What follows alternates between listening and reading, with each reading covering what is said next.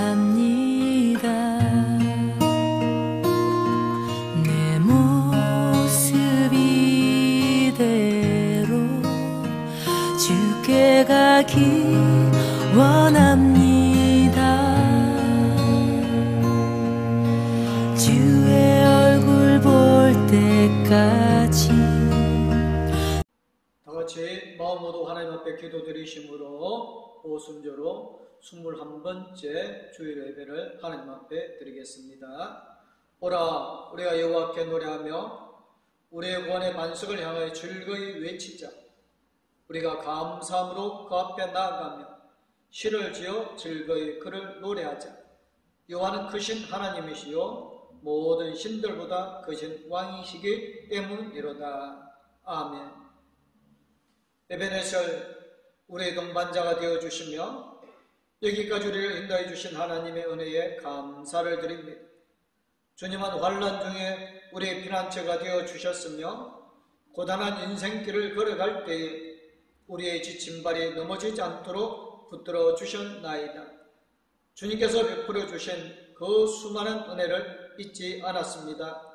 그래야 오늘 저희들이 주님을 향한 진심 어린 마음과 정성껏 준비한 예물을 가지고 성전으로 올라와 감사 예배를 드리오니 우리가 드리는 예배를 연락하여 주시옵기를 우리를 구원하여 주신 우리 주 예수 그리스도의 이름으로 기도드리옵나이다. 아멘. 다같이 찬송가 88장 하나님 앞에 찬양 드리겠습니다. 내 진정 사모는 친구가 되시는 구주 예수님은 아름다워라. 산 밑에 백합화여 빛나는 새벽별 주님 평안을 길어주옵도다.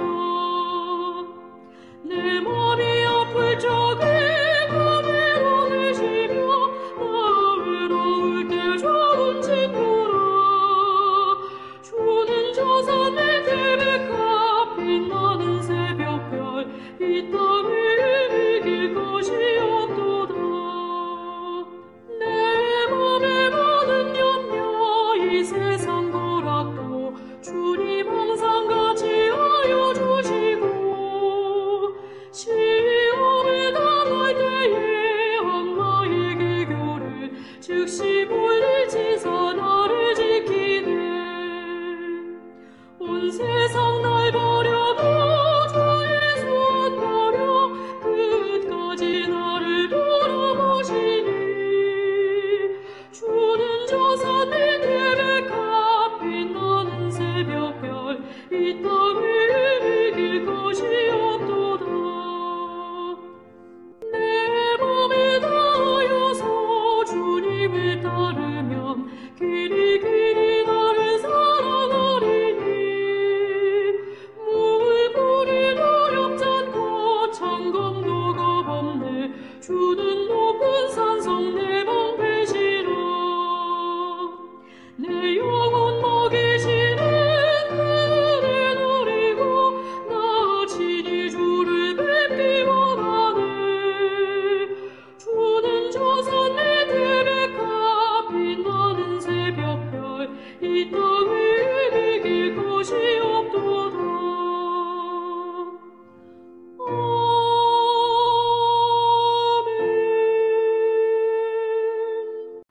사도신경으로 오시는 고백 하시겠습니다. 나는 전능하신 아버지 하나님 전지의 창조주를 믿습니다.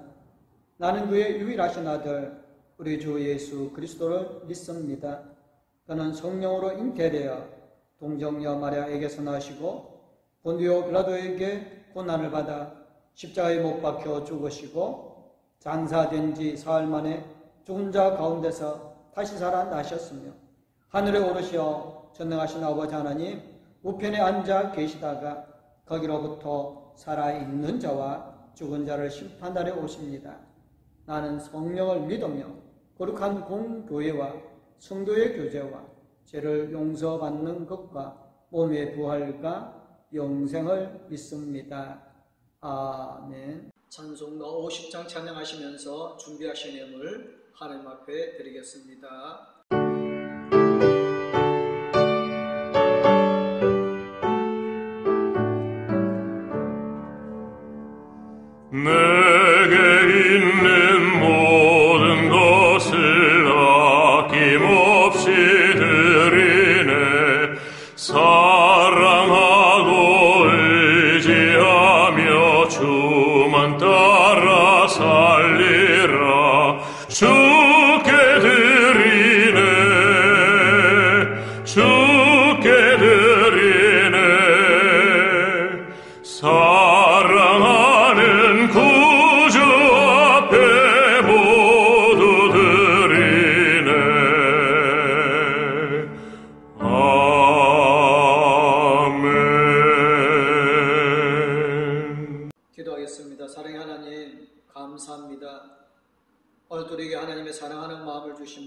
믿고 주님 앞에 섰습니다.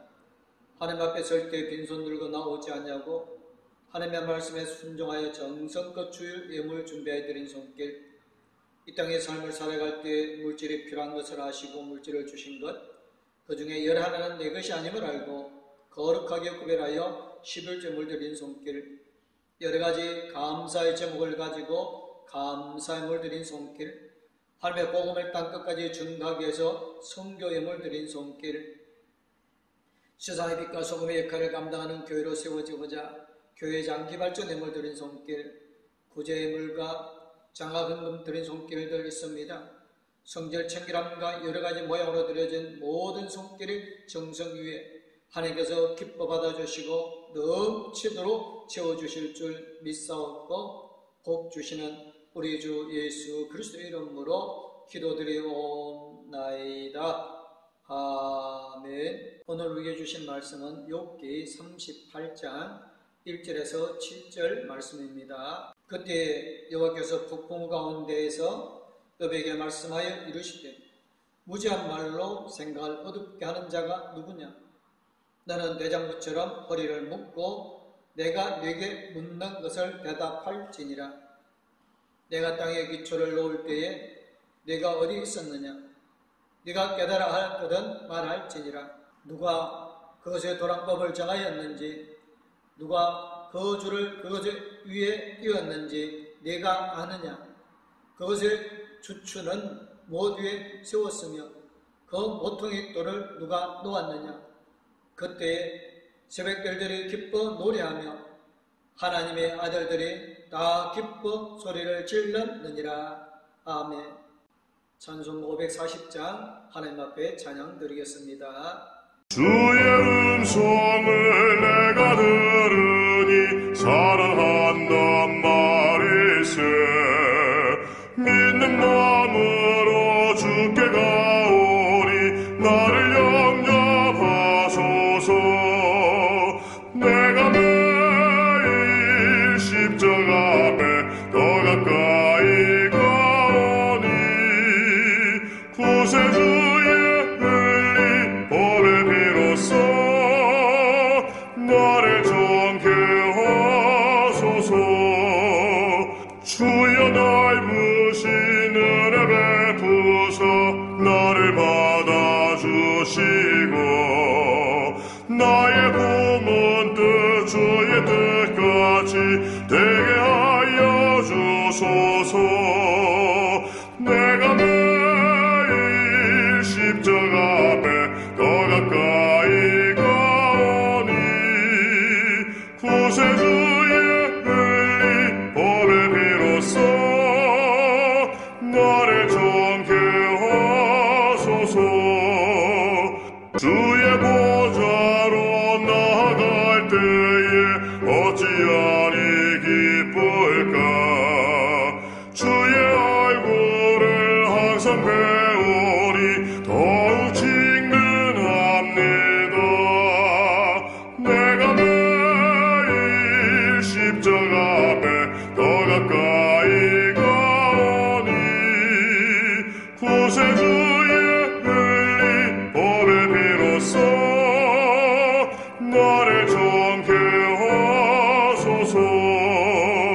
우리 구주의 넓은 사랑을 중량할 자 없으며 주가 주시는 참된 기쁨도 헤아릴 수 없도다.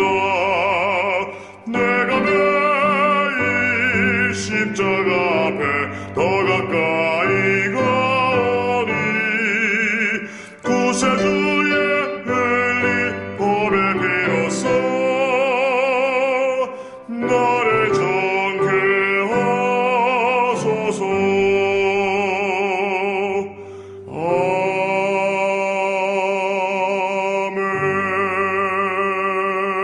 아멘. 이제 어느덧 여름이 끝이 나고 가을이 시작되어지는 것 같습니다. 아침 연휴로 이제 좀 시원한 바람 소리에 옷깃을 여미게 되고 집을 나서며 여기저기 풀벌레 소리가 들려옵니다. 무더웠던 여름 동안 저 멀리 있던 하늘의 구름 한 점이 점점 가까이 다가와 우리에게 말을 걸고, 찌는 태양 아래서 묵묵히 일어난 곡식과 과일들이 이제는 여유로운 모습으로 우리에게 손짓을 하고 있습니다. 하나님께서 주신 이 가을, 반갑고 감사한 마음으로 온 세상과 의미 있는 대화를 시작하여 보시기 바랍니다. 우리가 경험하지 못한 세상의 여러 가지 일들이 소리를 통해 들려온다는 사실을 느낀 적이 있으십니까? 먼저 소설가 윤대성 선생의 글을 기억하게 되어집니다. 그는 소리에 지나치게 예민해서 조금만 이상한 소리가 들려와도 신경을 고두섰다고 합니다. 우리 가운데도 소음에 민감한 사람들이 많이 있습니다. 이른바 소리 노이로제 현상입니다. 현대는 정도에 따라 다르지만 이런 것에 자유를 얻지 못한 사람들이 많습니다. 이 소설가는 어서의 군주로 고전 음악을 조용히 들으며 마음의 평정을 찾으려고 노력했다고 합니다. 그럼에도 불구하고 소리의 민감함을 극복하지 못했습니다. 그러다가 결혼 후에 아내로 인해 인생 태도가 완전히 달라졌습니다. 아내는 남편에게 무슨 영향을 끼쳤을까요? 다른 게 아니라 이 한마디 말에 남편이 완전히 기가 죽었다는 것입니다. 여보, 모든 소리가 그토록 귀에 거슬린다면 앞으로 남은 인생을 어떻게 살아가겠어요? 또 사람에 대한 사랑 없이 소설을 쓰는 일이 도대체 무슨 의미가 있는 거죠? 이렇게 전곡을 찔렀습니다. 정말이지 하나님의 말은 대단한 힘이 있었습니다. 아직 늦지 않았으니 이제부터라도 사람들 이야기를 적극적으로 귀를 기울이세요. 그 순간 소설가는 충격을 받았습니다.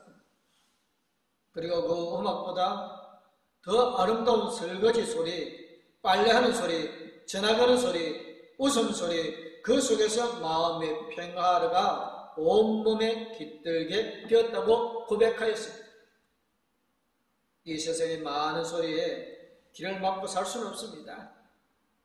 소리를 듣기 싫어했던 이 소설가는 처음에는 음악 소리를 치유하여 보려고 하였지만 소리 때문에 병을 얻었으므로 소리로 치료를 하려고 한 것이었습니다. 그러나 나중에 그 모든 소리가 우리 인생의 거룩한 일이 되어버린다는 것을 느끼게 하였습니다. 우리는 어떻습니까? 세상의 소리를 듣지 않을 수는 없습니다. 억지로 듣지 않으려 하면 병이 생깁니다. 그러면 모든 소리를 다 받아들여야 하는가?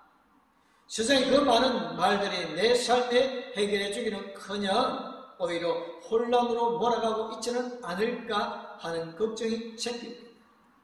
그러면 어떻게 해야 할까요? 성경에서 욥이라는 인물은 우리에게 고통의 상징처럼 각인되어 있습니다. 의인의 삶의 고난이 찾아오는 이유가 무엇인가 하는 질문에 대한 답변이 이 안에 있습니다. 하나님을 잘 섬기고 유복하게 살던 욥이 하루아침에 엄청난 재난을 당하고 병까지 걸리고 말았습니다. 세상 사람들은 별별 이야기를 다 합니다. 심지어 하나님께서조차 당신은 그래도 자신의 온전함을 굳게 지키느냐 하나님을 욕하고 죽으라고 하는 폭언까지 들었습니다. 그리고 친구들이 찾아왔습니다. 이들은 지혜로운 사람들이며 진지한 상담자들인 좋은 친구들이었습니다. 그러나 가장 연장자인 대만 사람 엘리바스는 너무나 원칙적인 말로서 욥을 비난하였습니다. 수아사람 빗다는 치밀하고 논쟁적인 사람이어서 욥이 경건하지 못한 사람이라는 전제를 깔고 있었으므로 위로가 받기 어려웠습니다. 나아마에서 온 소발은 무뚝뚝한 성격에 책망이 많았습니다. 공부하기보다는 자신이 거룩한 것 같은 인상을 풍겼습니다. 뒤에 등장한 부수사람 엘리후가 비록 연수했지만 가장 좋은 근거를 하였습니다. 하나님 때로 의인을 연단시키기 위해서 권한을 사용하시기도 한다는 생각이었습니다. 하지만 네 사람의 위로자는 여러 가지 말들을 무성하게 펼쳐 놓았어도 정작 완전한 위로를 욥에게 전해주지 못했습니다. 욥은 억울한 자신을 배려하려고 많은 말을 하다가 자기도 역시 죄를 범하게 되고 말았습니다. 여기까지 과정을 보면서 우리는 중요한 사실 하나를 알게 되어집니다. 하나님께서는 인간들이 많은 말을 하고 소리를 내고 토론을 거듭하기까지 침묵하신다는 점입니다. 그저 조용히 듣고 계시는 것. 마치 가족 모임이 있어 각지에서 온 자녀들이 저녁상을 물리고 이것저것 이야기하면서 아웅다웅 다투고 엄마와 삼촌, 고모를 자기 편으로 끌어들이면서 핏대를 올려도 얼굴에 가벼운 웃음을 띤 채 감옥하게 앉아있는 그것을 바라보는 아버지의 모습입니다. 금방 쉽게 말씀해 주지 않습니다. 어떤 사람은 성경 말씀을 잘못 이해하고서 이렇게 말합니다. 성경을 읽으면 하나님께서 금방 대답해 주고 계시지 않나요? 아브라함에게, 야곱에게, 다윗에게, 바울에게 곧 응답하시지 않았던가? 그렇지 않습니다. 성경은 많은 시간이 지나고 나서 그 결과와 함께 기록이 되어졌습니다. 오랜 시간에 걸쳐 간절히 기도하고 겸손히 무릎 꿇고 몇 번씩 배반하다가 다시 돌아와 회개하는 성심령을 보여드린 다음에야 비로소 하나님의 말씀이 임하셨습니다. 인간이 자기의 뜻을 내세우며 지식과 판단과 힘대로 해보다가 모두 실패하고 가장 낮은 자리에 꿇어 엎드릴 때까지 하나님의 음성은 들리지 않습니다. 욥도 거기에 이르러 비로소 하나님의 말씀을 들을 수 있었습니다. 드디어 하나님께서 개입하셨습니다. 욥의 친구들과 세상 사람들의 소리를 듣고 계시던 하나님께서 폭풍 가운데 임하셨던 것입니다. 위엄과 간능으로 내려오신 하나님께서 드디어 하신 말씀이 무지한 말로 생각을 얻게 하는 자가 누구냐? 이 한마디는 긴장감을 안겨주었습니다.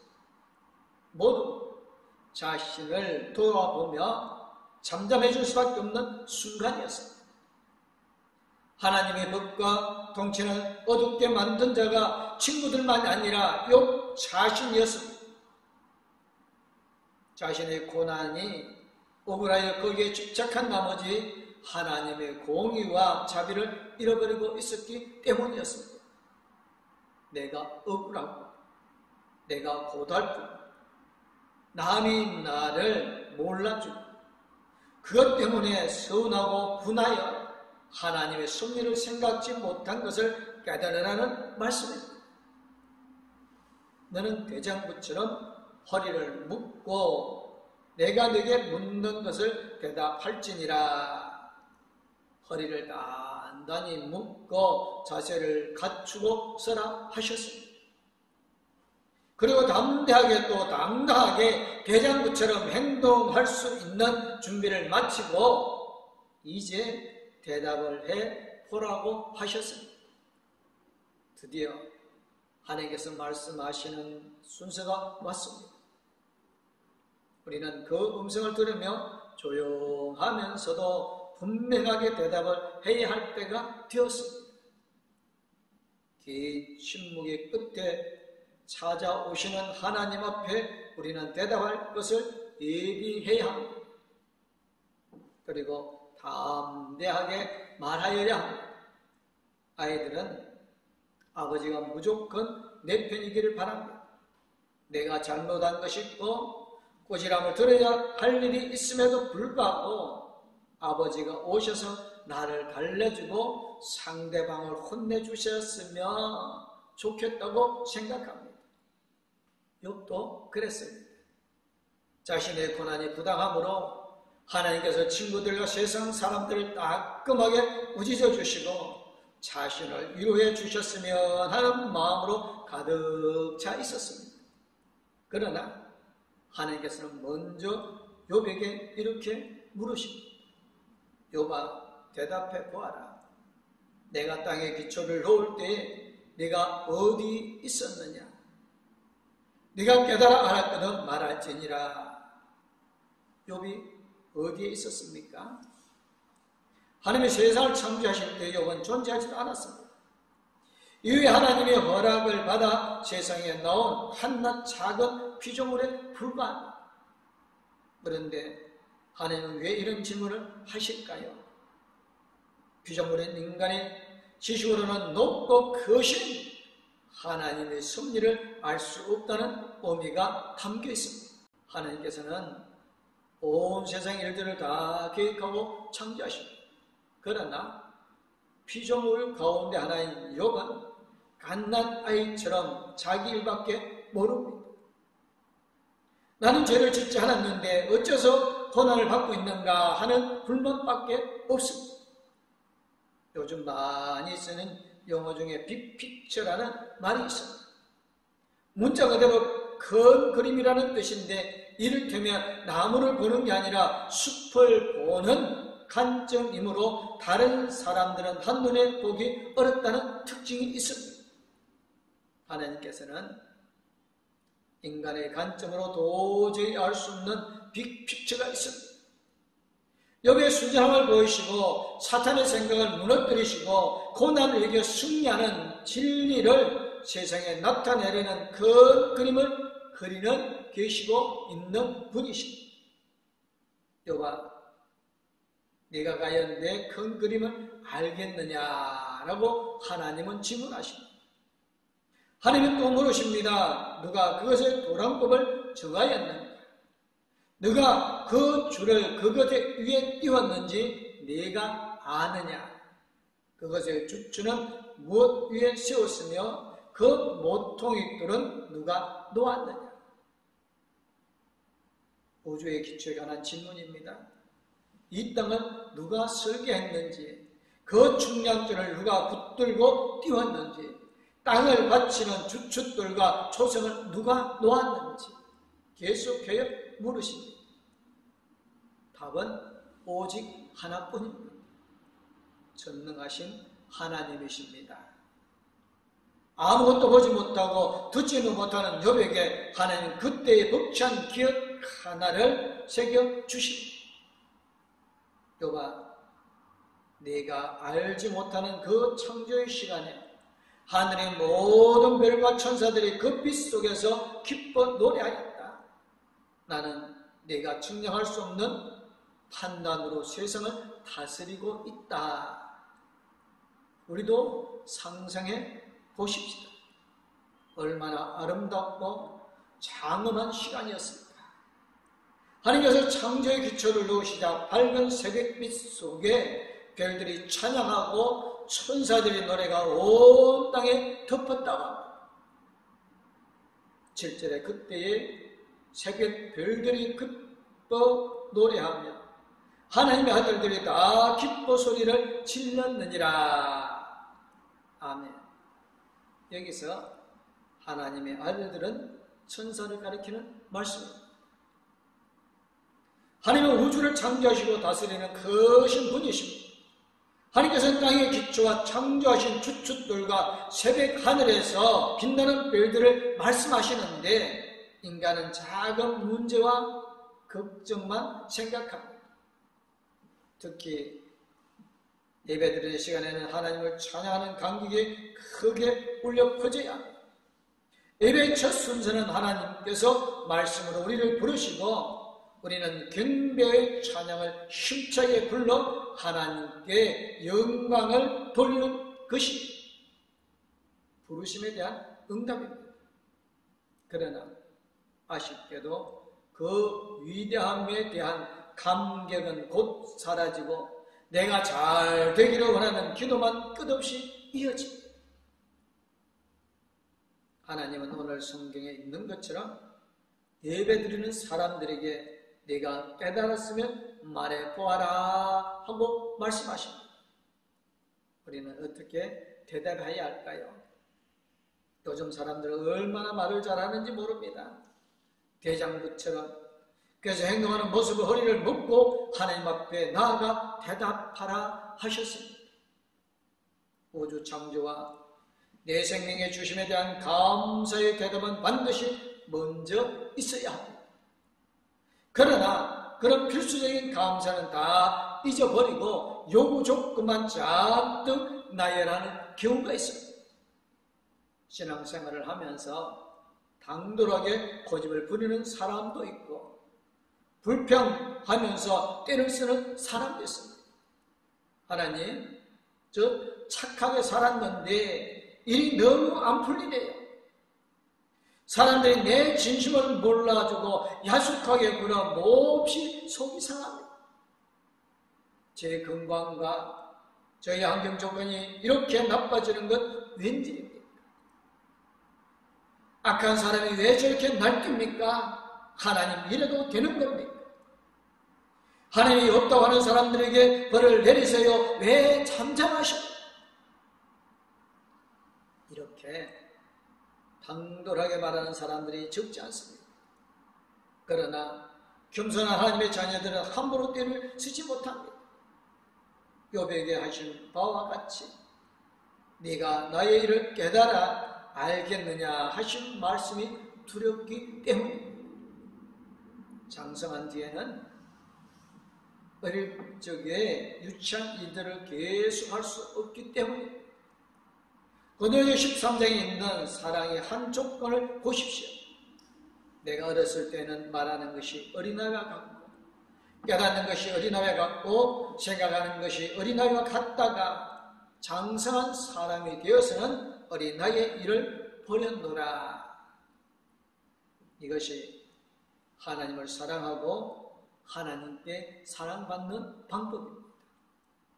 어린아이의 때를 이리 고치고 바뀌어지지 않는다면 하나님의 사랑을 받을 수가 없습니다. 이제 무더웠던 여름이 서서히 우리 곁을 떠나가고 있습니다. 온 땅을 뜨겁게 달구었던 불같은 시간이 흘러갔습니다. 우주의 주인님의 창조주신 하나님께서 무섭게 말씀하신 날들이었습니다.